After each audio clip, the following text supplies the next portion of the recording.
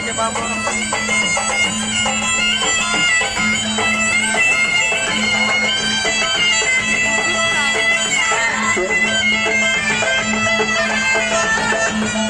Para hadirin surat yang kehadare, pencak silat ini bernama pencak silat tunas muda Sayap Raja Wali, merupakan pengembangan dari pencak silat seni Bugis Janda Malaka yang telah dinyatakan berdiri sejak tahun 1943, dan pencak silat Sendeng Sampreng yang telah dinyatakan berdiri sejak tahun 1928, yang dikombinasikan dengan bela diri aliran Nusantara lainnya.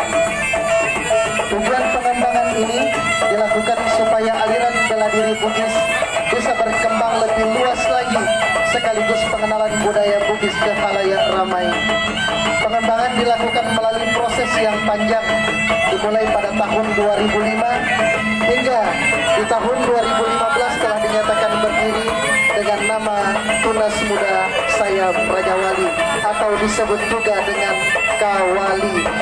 Kata Kawali diambil dari bahasa Bugis, yaitu badik, yang merupakan jenis senjata tikam yang menjadi senjata khas kebanggaan dan identitas seorang laki-laki Bugis.